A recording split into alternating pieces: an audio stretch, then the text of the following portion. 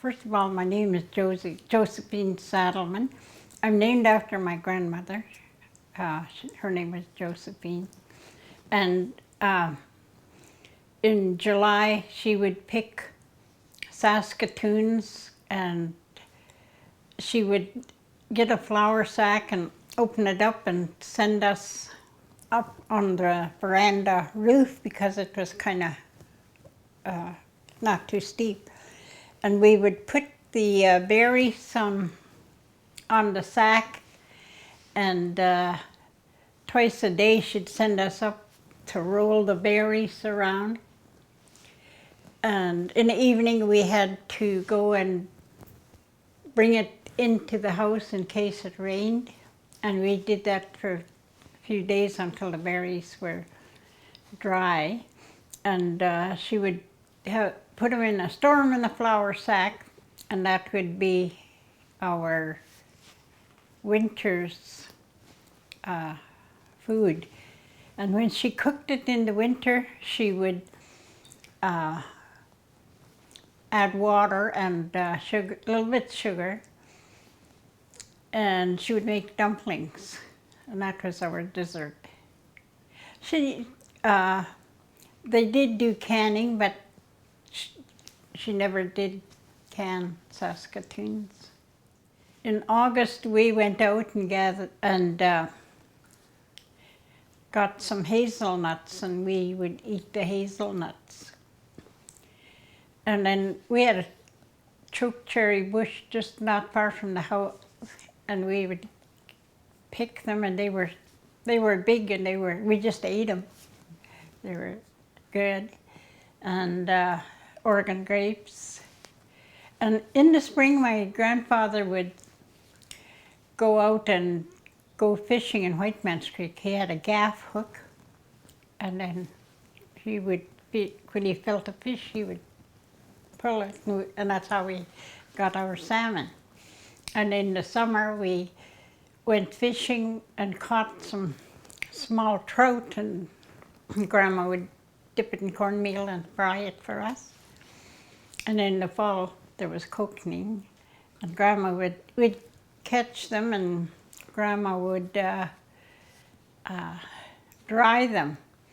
And Grandpa had built her a rack, and it's 4 poles like a teepee, and he put chicken wire there, and then made a fire underneath and dried the kokanee, and that was stored. And they also did deer meat like that. And in the fall, my grandfather would go hunting until he got 3 or 4 deer, and he'd bring it home. And outside the house there was a big pine tree with a branch, and he would hang the deer. And whenever we needed some for supper, he would let the rope down and cut some meat off and put it back up. And Grandma always scraped and tanned the hides. And Grandpa had built a cellar, and that was where our vegetables were stored because they had planted a big garden. And there was an abandoned orchard at the end of the reserve.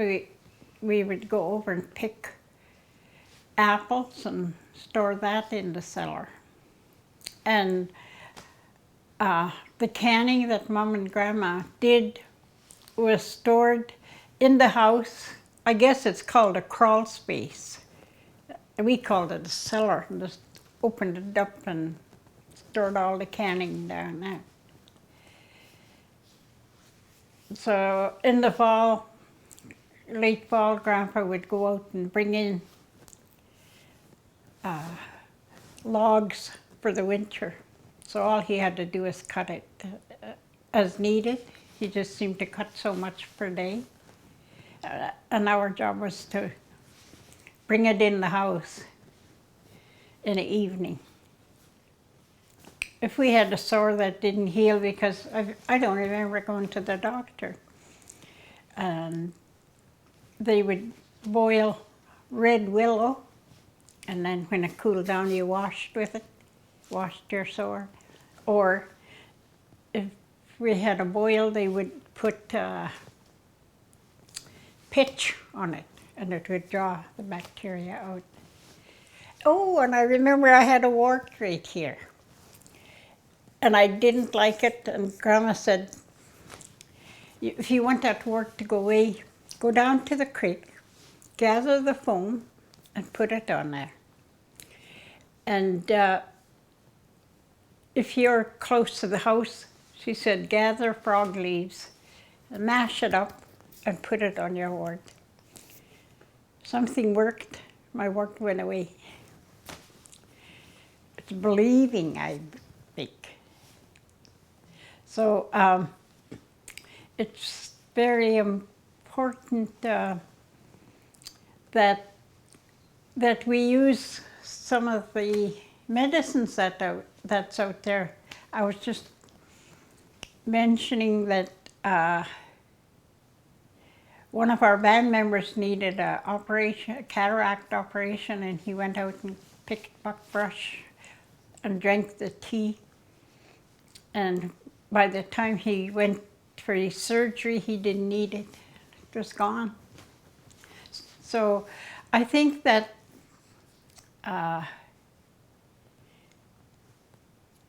going back to the old ways is very important, because the fast foods is wrecking our diets and causing illnesses. And one of the biggest things is diabetes. And